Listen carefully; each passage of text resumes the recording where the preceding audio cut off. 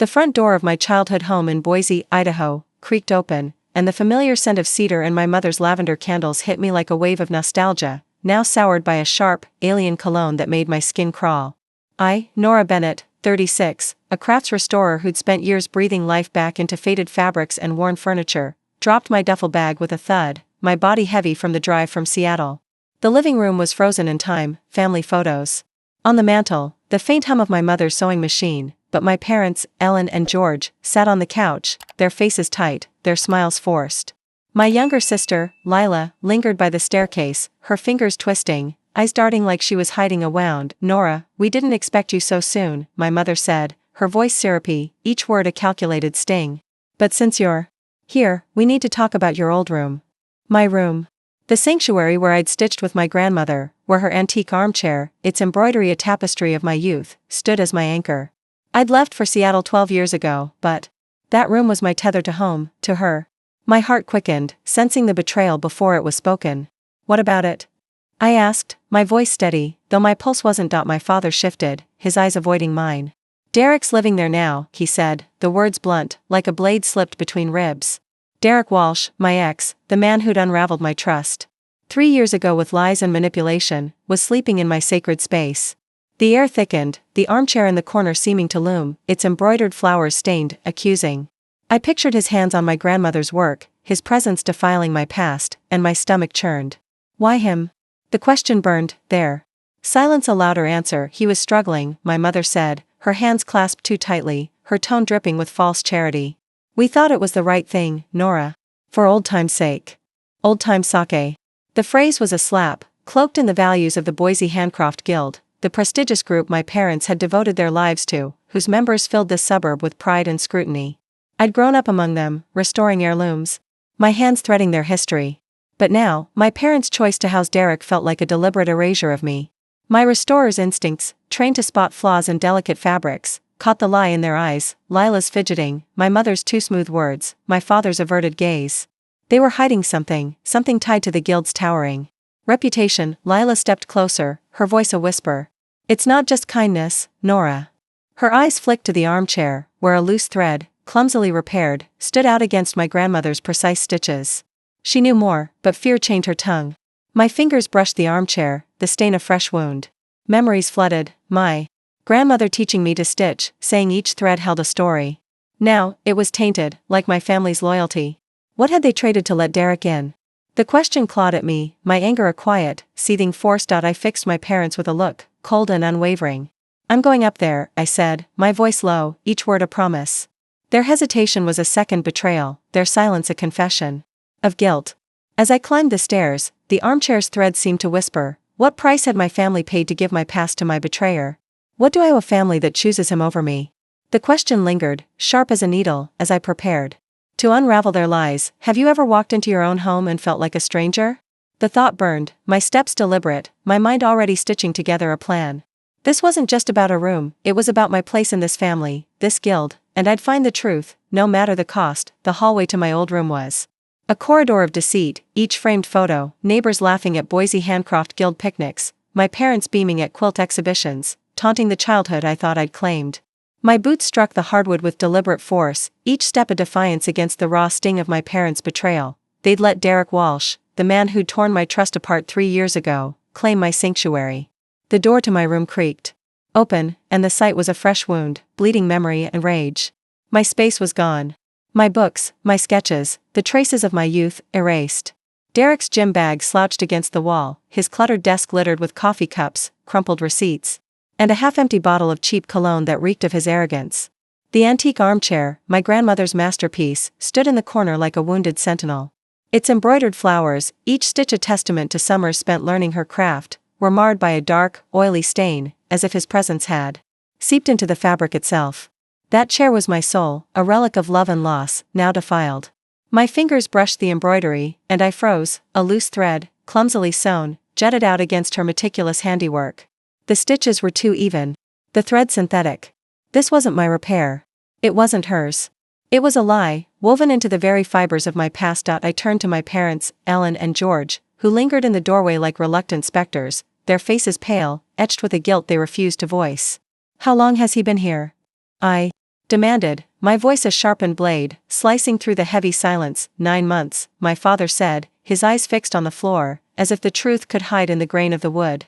9 months of deception, through every phone call where they dodged my questions about home, every visit I delayed because of my work in Seattle, restoring faded tapestries and worn furniture for clients who valued history more than my family seemed to. My mother's hands twisted together, her knuckles white, her face a carefully crafted mask of remorse that didn't reach her eyes. The woman who raised me, who taught me to thread a needle, now stood complicit in this violation. Lila, my sister, stepped forward, her voice trembling, barely audible over the pulse pounding in my ears. It's not just kindness, Nora, she whispered, her eyes flicking to the armchair, to that false thread, then darting away like a cornered animal. They're protecting something. Her fear was a mirror to my own, but her silence was a chain, binding her to our parents' secrets. My restorer's instincts, honed over years of spotting flaws in delicate textiles, caught the fracture in her words. This wasn't about charity, it was about the Boise Handcraft Guild, the prestigious group my parents had poured their lives into, whose approval they craved more than my trust. The guild's influence loomed over our suburb, its members, seamstresses, weavers, neighbors, judging every misstep, their gatherings at the workshop a stage for pride and scrutiny. 3 years ago, I'd given Derek everything, my savings, my heart, my dreams of a shared future, only to find he'd spun a web of lies, manipulating me for his own gain. My parents had been there, their hugs warm, their words soothing, promising to stand by me. Or so I thought. Now, their choice to shelter him was a knife, twisting deeper with every glance at the armchair. Why choose him over me? The question seared, tied to the guild's suffocating expectations. I'd grown up restoring its heirlooms, my hands threading their legacy, my name synonymous with their craft. But now, I was an outsider, my place in this family, this guild, erased by their decision. I knelt by the chair, tracing the false thread. Its synthetic sheen a mockery of my grandmother's art. Her voice echoed in my mind, every thread tells a story. What story was this? A betrayal, yes, but something deeper, something my parents and Lila were guarding for the guild's sake. The stain wasn't just carelessness, it was a deliberate mark, a clue to a lie stitched into our family's history. I stood, my gaze locking onto Lila's trembling form. What are they hiding? I asked, my voice low, each word a needle piercing the silence. She flinched, tears spilling down her cheeks. It's about the guild, Nora. Something they did years ago. Derek knows. Her words cracked open a hidden seam, a secret tied to my parents' status, to the chair, to me.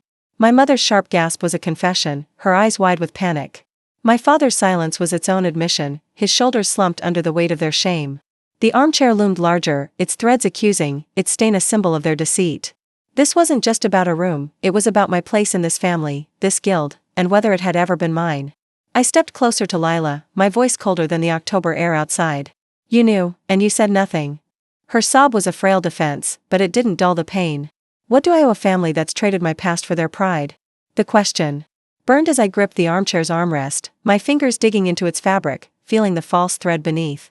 My mind was already stitching a plan: start with that thread, unravel their lies, expose Derek's game, and make them face the cost of their choices before the guild's judging eyes. Evelyn Carter's bungalow stood like a quiet monument to the Boise Handcraft Guild, its walls draped with samplers that whispered of decades of meticulous craft, each stitch a badge of her mastery as a seamstress.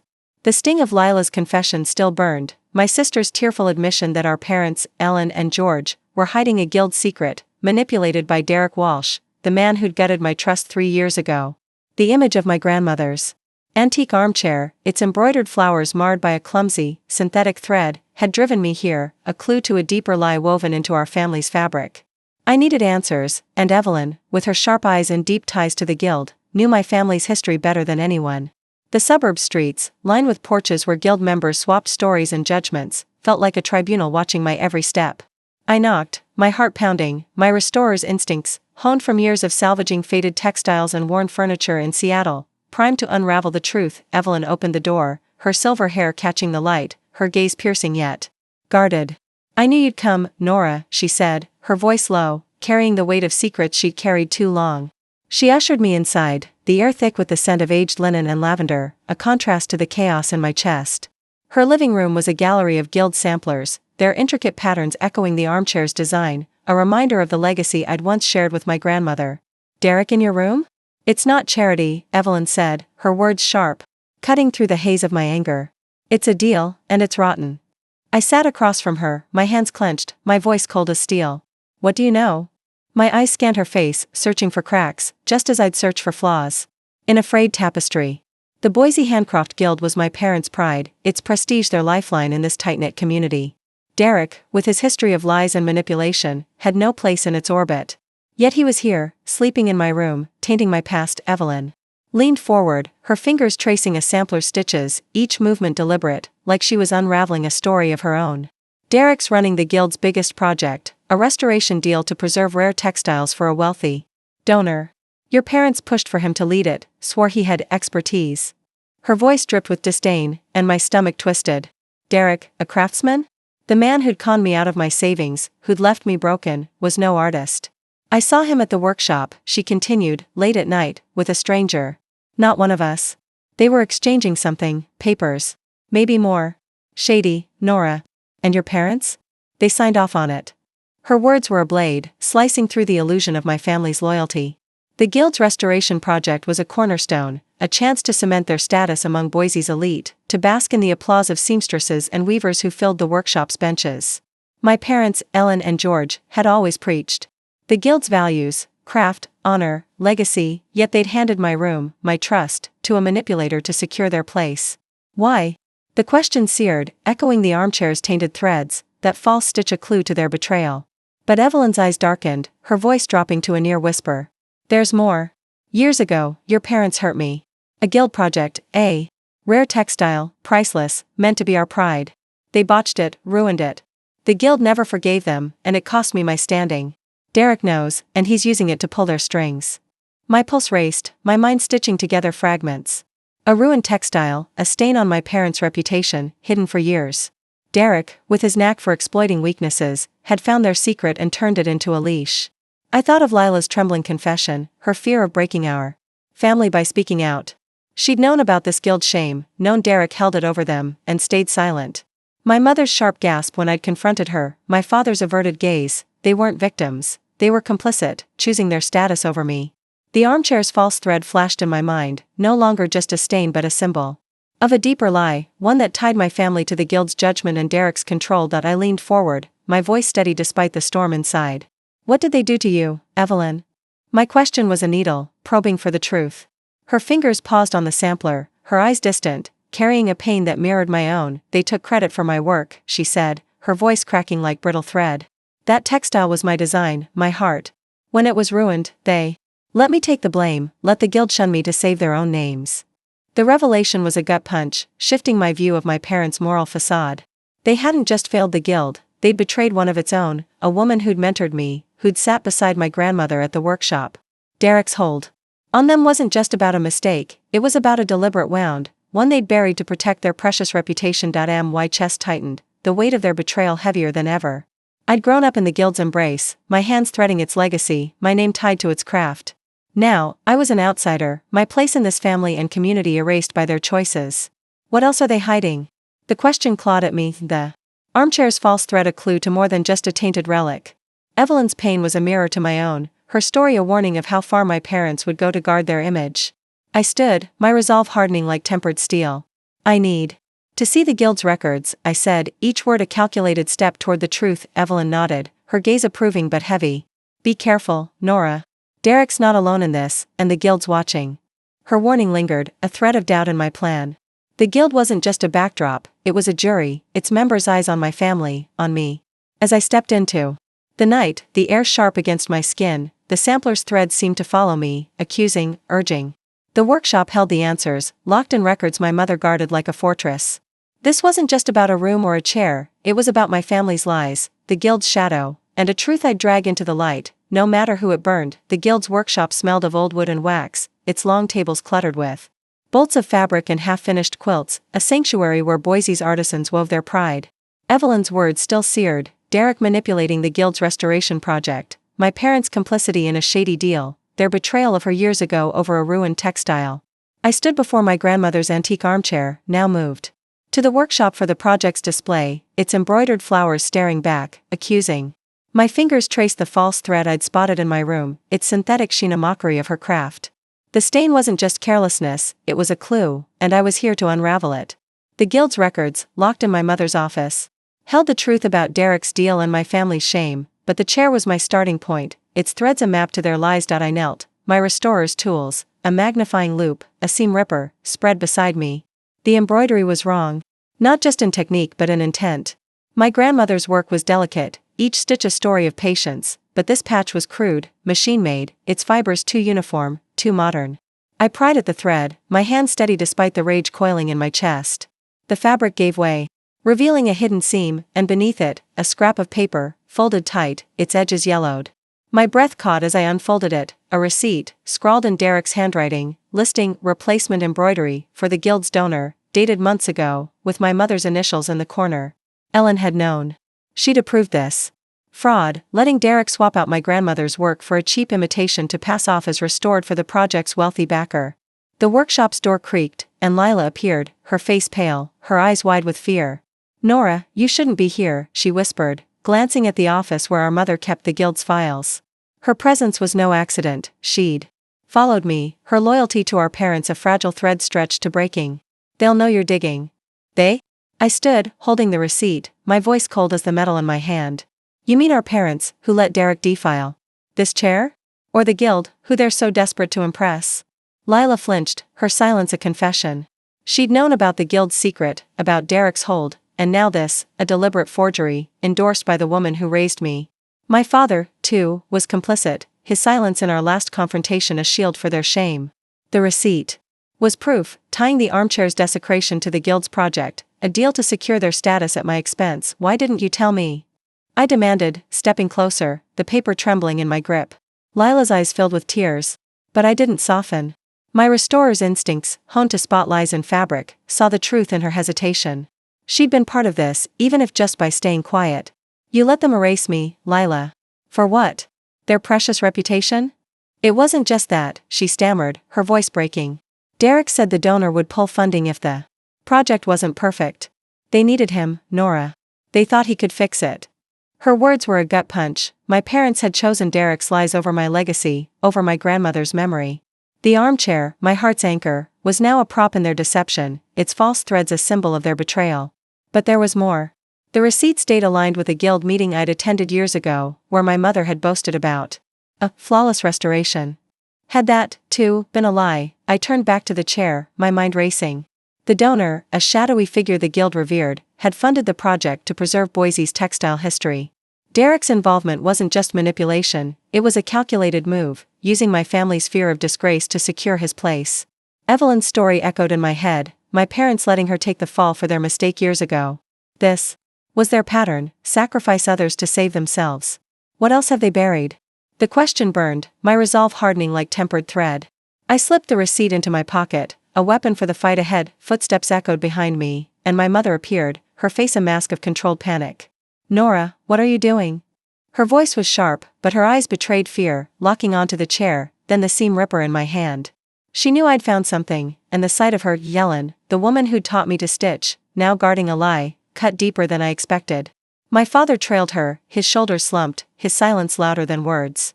The guild's workshop, once my refuge, was now a battlefield, its looms and needles witnesses to their deceit. "I'm finding the truth," I said, my voice low, each word a needle piercing their facade. "This chair, your project, Derek, it's all a fraud, isn't it?" My mother's lips parted, but no words came. Lila's sob broke the silence, her guilt a mirror to their own. I held up the receipt, its ink accusing. "You signed this? You let him fake my grandmother's work? For what? To keep your place in the guild?" My mother's face hardened, but her hands trembled. "You don't understand, Nora. The guild's reputation, our family's name, it's everything." Her words were a confession, not of remorse but of priority. They'd chosen their status over me, over the craft they claimed to honor. My father's eyes met mine, fleeting, filled with shame he wouldn't voice. The armchair stood between us, its false threads a testament to their betrayal, a lie woven into my family's legacy. I thought of Evelyn's pain, her reputation ruined by their cowardice. Lila's silence, her fear of breaking our family, had enabled this. Derek's manipulation was the thread tying it all together, but my parents had handed him the needle. What do I owe a family that trades my past for their pride? The question seared, my fingers tightening on the receipt. I'd take this to the guild, expose their lies, but first, I needed more, proof from those records, hidden in my mother's Office, that would unravel Derek's game and their shame. As I moved toward the office door, my mother stepped forward, her voice a plea cloaked in authority. Nora, stop. You'll destroy us. Her words were meant to pull me back, to bind me to their secrets, but they only fueled my resolve. I turned, my gaze cold, unwavering. You destroyed us when you chose him, I said, my voice a blade, cutting through their excuses. The workshop's looms seemed to hum, witnesses to a reckoning that was only beginning. The lock on my mother's office door gave way with a soft click, the guild workshop's silence amplifying each sound as I slipped inside. The receipt from the armchair, scrawled with Derek's handwriting and my mother's initials, burned in my pocket, a tangible link to their betrayal, a fake embroidery passed off as my grandmother's work for the guild's donor. Evelyn's warning echoed, Derek wasn't alone, and the guild's records, stacked in neat rows on the shelves before me, held the truth about his shady deal and my parents' complicity. The air was heavy with the scent of ink and old paper, the workshop's looms outside looming like silent judges. My hands, trained to restore fragile textiles, now sifted through ledgers, my restorer's instinct sharp, searching for the thread that would unravel their lies. The ledgers were meticulous, my mother's handwriting cataloging every guild project, dates, donors, materials. I flipped through pages, my pulse quickening as I found entries for the restoration project. One caught my eye, a payment to an unnamed supplier, signed by my father, for custom embroidery. The amount was staggering, far beyond what a legitimate restoration would cost. My fingers traced the ink, the numbers a stark contrast to the guild's ethos of craft and honesty. This was no mistake, it was deliberate, a transaction to cover up the forgery I'd found in the armchair. Derek had orchestrated it, but my parents, Ellen and George, had enabled him, trading my grandmother's legacy for their status. A floorboard creaked outside, and I froze, my heart pounding. Derek's voice, low and smug, carried through the door. Ellen, she's getting too close. You need to handle this. My mother's reply was sharp, laced with panic. She won't find anything. The records are clean. Her lie stung, but it was Derek's presence, here in the workshop, that twisted the knife. He wasn't just living in my room, he was entwined in their secrets, a predator exploiting their fear of the guild's judgment. I slipped the ledger under my jacket, my movements silent, my mind racing. What else are they hiding? The question burned, tied to the armchair's false threads and the guild's looming shadow. I stepped back into the workshop, the ledger heavy against my chest, and found Derek leaning against a table, his smirk as sharp as ever. Nora, he said, his voice dripping with mock surprise, snooping in the middle of the night? That's not like you. My mother stood beside him, her face a mask of control, but her eyes betrayed fear. My father lingered behind, his silence a familiar shield. Lila was nowhere to be seen, her absence a fresh wound she'd known about. The forgery, known about their deal, and left me to face this alone. You faked the embroidery, I said, my voice cold, each word a needle. I held up the receipt, its ink accusing in the dim light. And you, I turned to my mother, signed off on it. For what? To keep the donor happy? To save your precious reputation? Her lips parted, but no words came, her silence as damning as the evidence in my hand. Derek's smirk faltered, his eyes narrowing, calculating. He stepped closer, his voice low. You're in over your head, Nora. This is bigger than you think. My restorer's instincts, honed to spot lies in fabric, saw the truth in his posture, the slight tension, the way his fingers twitched. He was nervous, not invincible. The ledger under my jacket was a weapon, but I needed more, proof of the donor's identity, the full scope of their deal.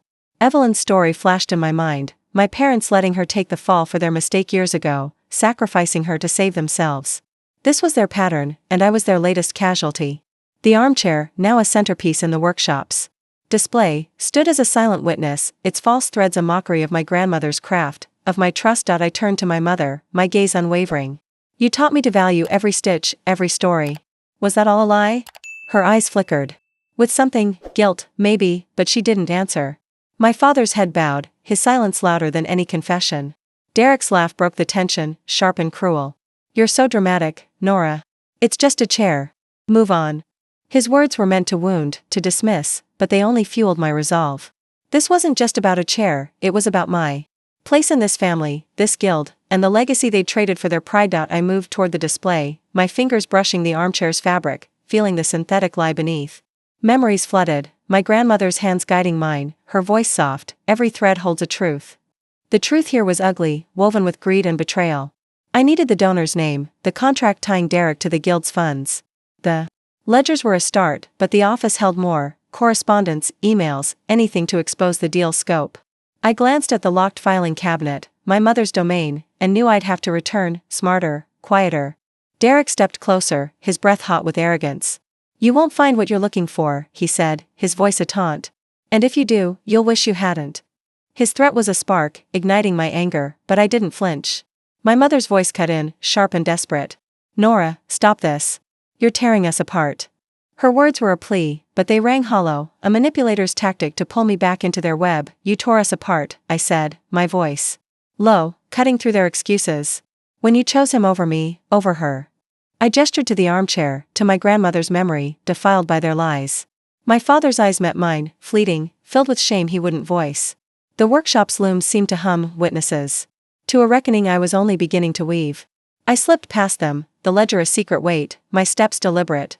The guild's records, Derek's deal, my parents' shame, I'd expose it all, but I needed allies, evidence, a plan to bring this to the guild's council. As I reached the door, Lila appeared, her face streaked with tears.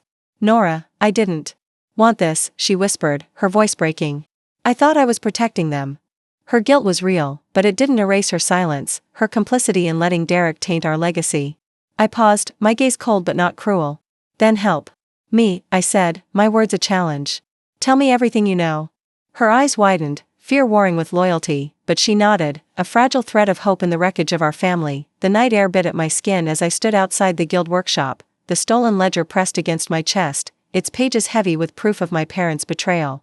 Lila's whispered offer to help, her tear-streaked face promising truths she'd kept buried, lingered like a fragile thread.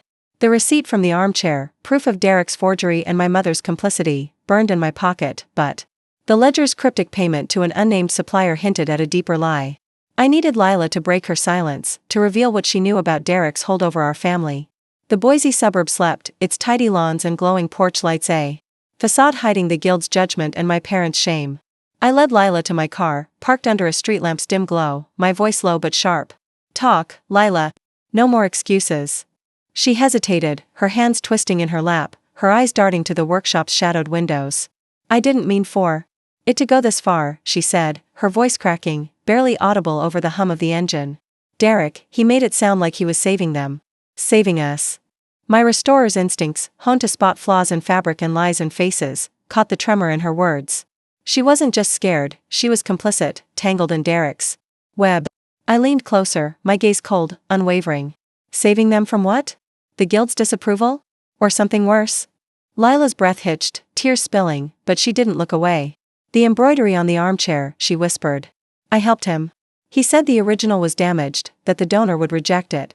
I thought I was protecting our parents, keeping their mistake hidden." Her confession was a blade, slicing through the last threads of trust I'd held for her. She'd helped Derek replace my grandmother's work, stitching a lie into the heart of our family's legacy. My hands clenched, the ledger's edges digging into my ribs, but I kept my voice steady, a needle piercing her guilt. "You helped him fake it?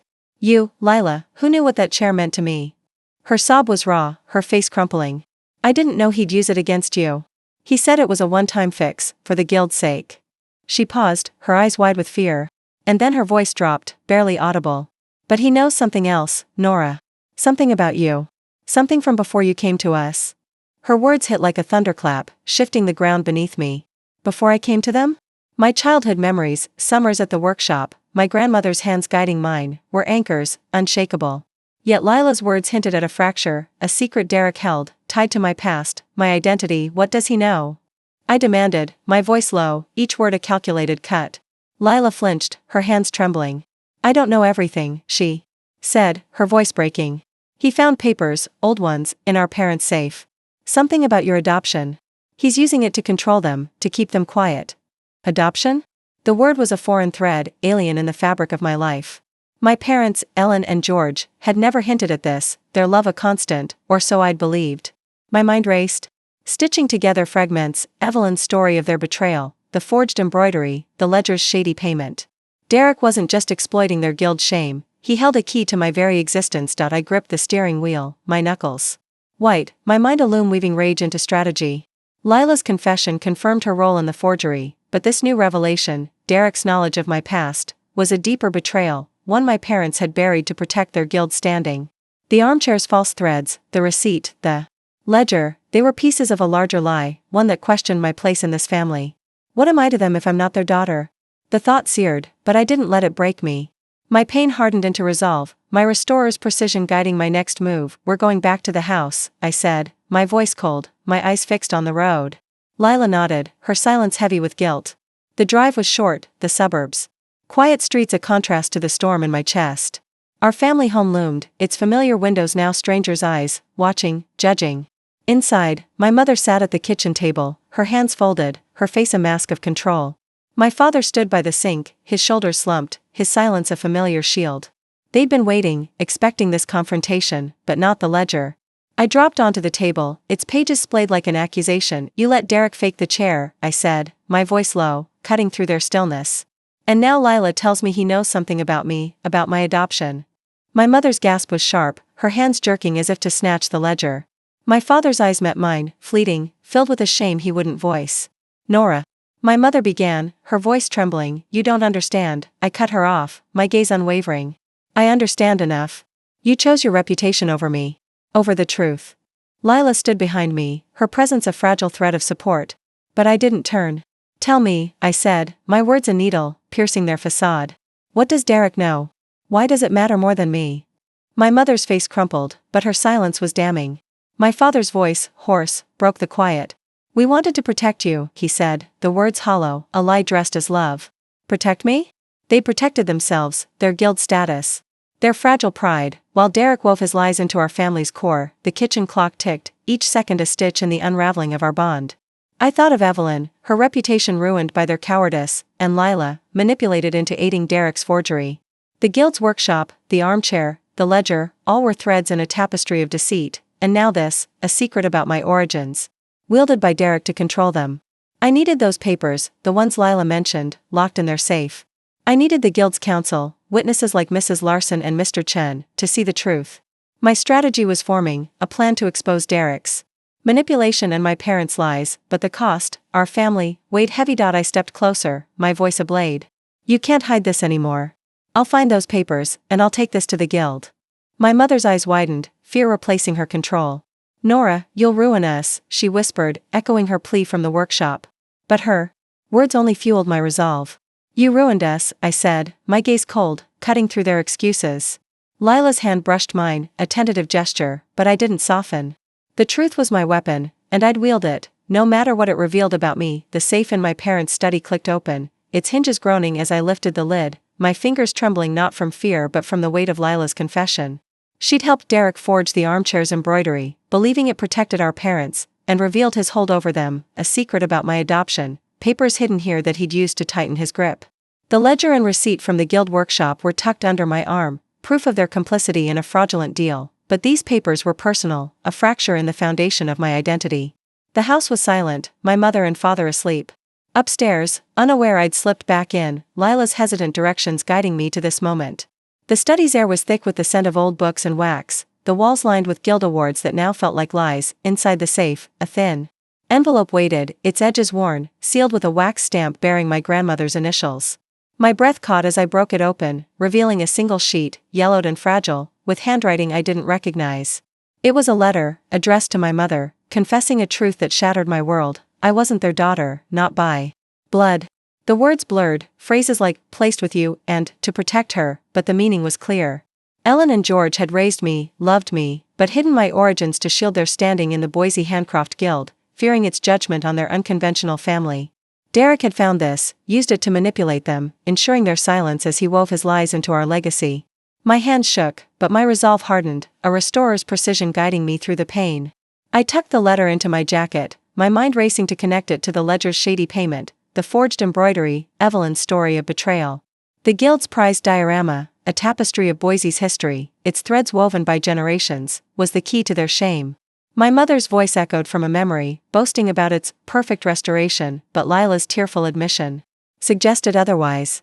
I needed to see it, to confirm what I suspected. They'd ruined it, and Derek's forgery was their cover. I moved to the living room, where the diorama hung above the fireplace, its intricate stitches glowing in the moonlight.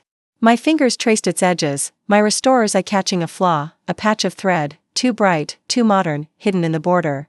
It was Derek's work, a clumsy imitation of the guild's craft, just like the armchair. My parents had let him tamper with this too, sacrificing a community treasure to hide their failure. The letter in my pocket burned, its truth a mirror to their deceit. They'd concealed my adoption to avoid the guild's scrutiny, just as they'd concealed their ruin of the diorama to protect their reputation. Footsteps creaked behind me. And my mother appeared, her face pale, her eyes wide with dread.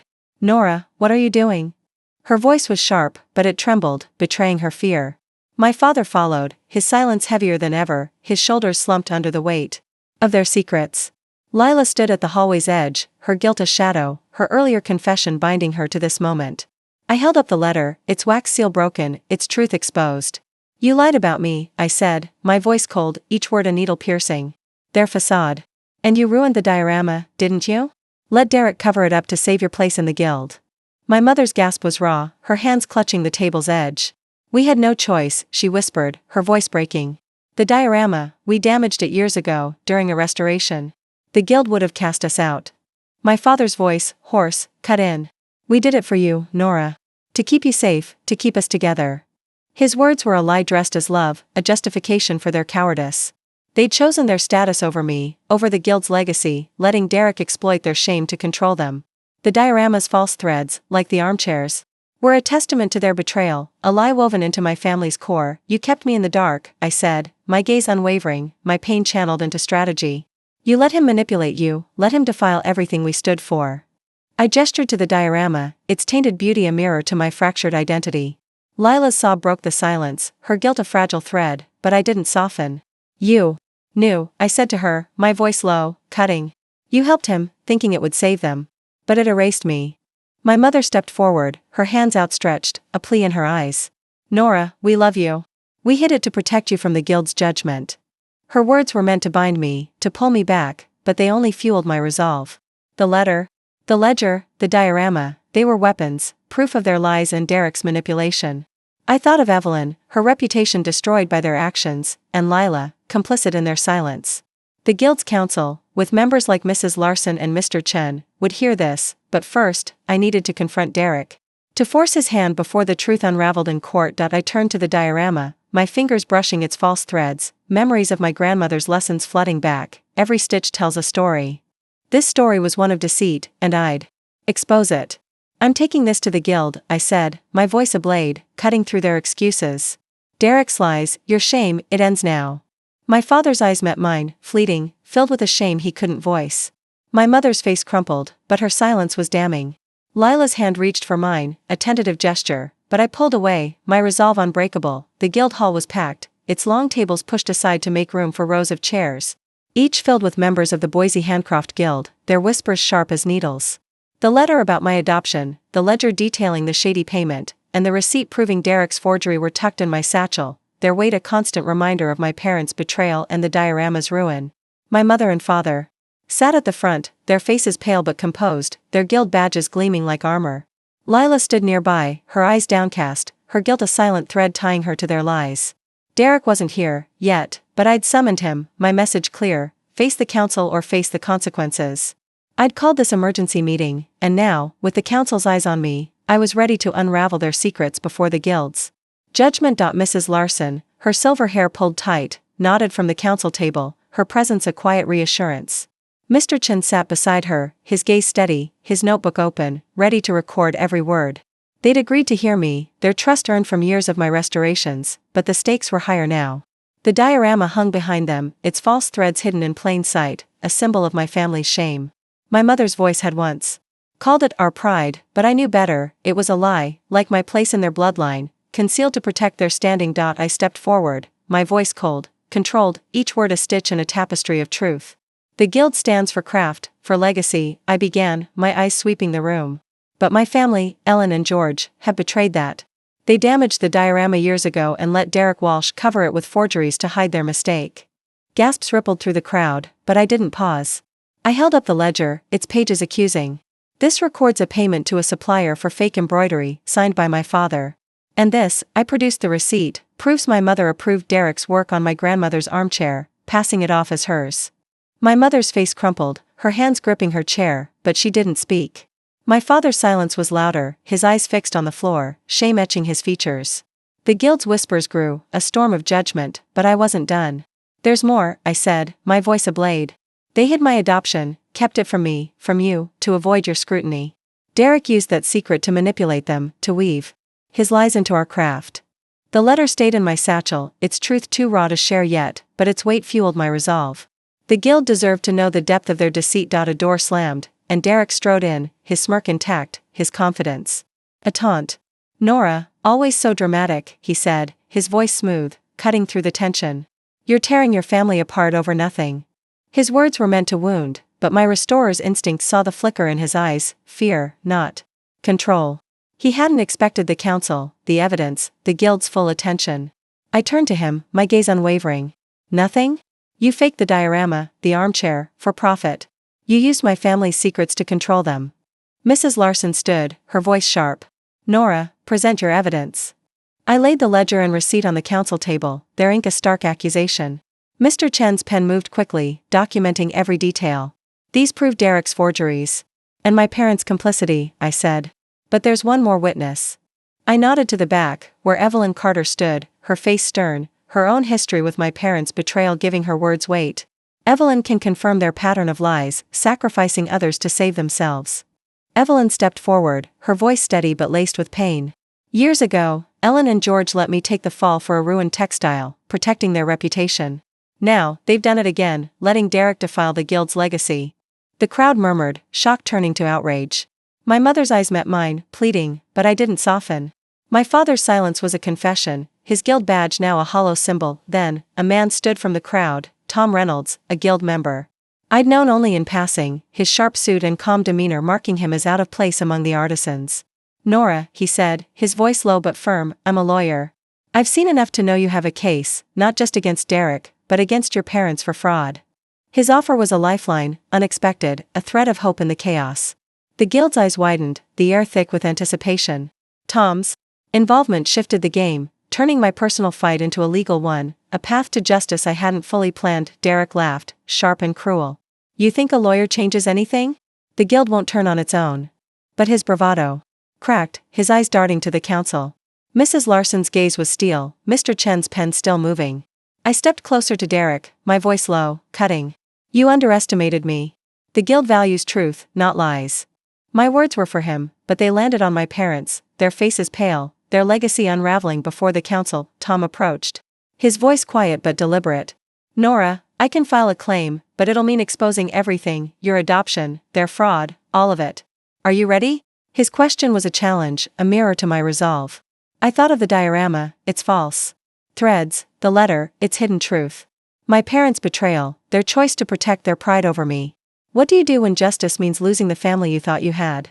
The question burned, but my answer was clear. "I'm ready," I said, my voice steady, my gaze locked on Tom.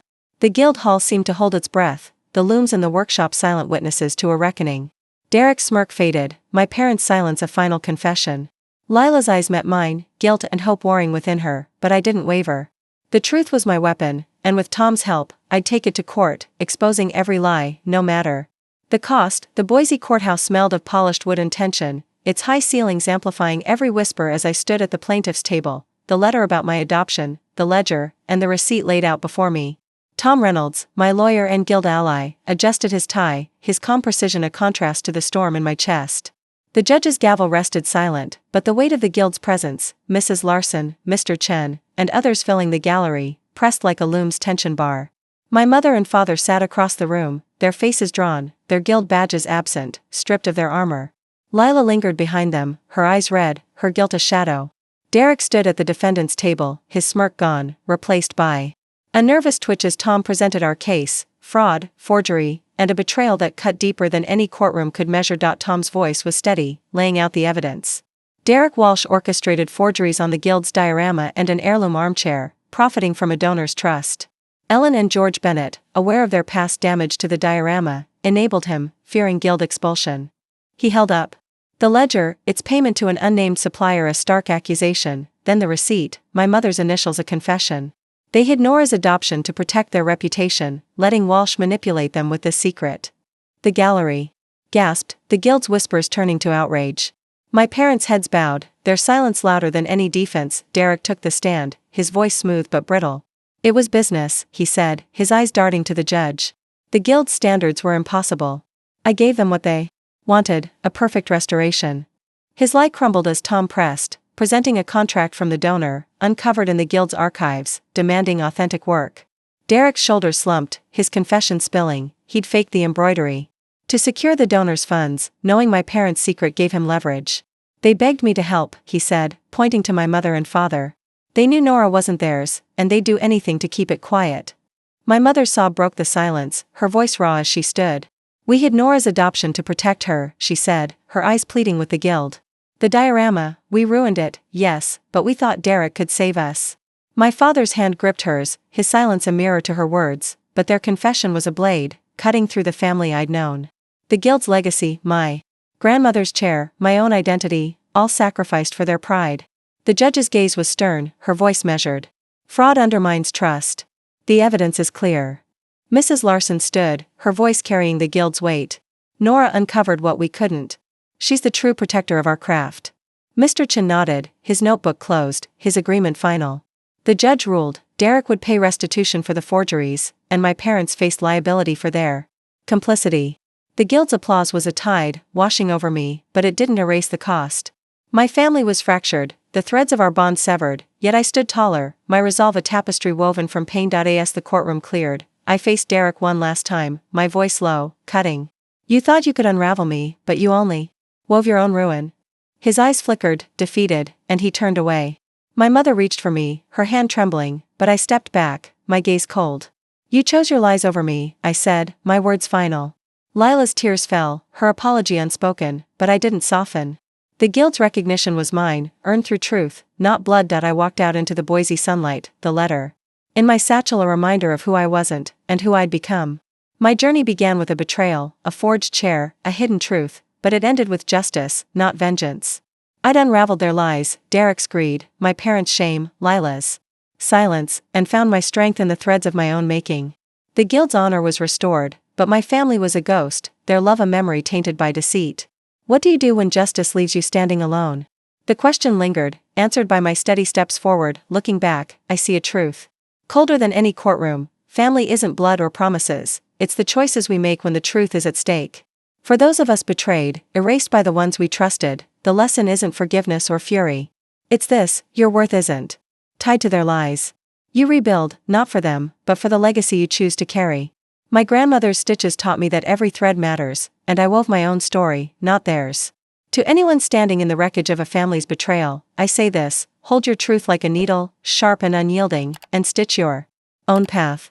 You are enough. If this story moved you, subscribe to our channel for more series that uncover the strength in standing tall.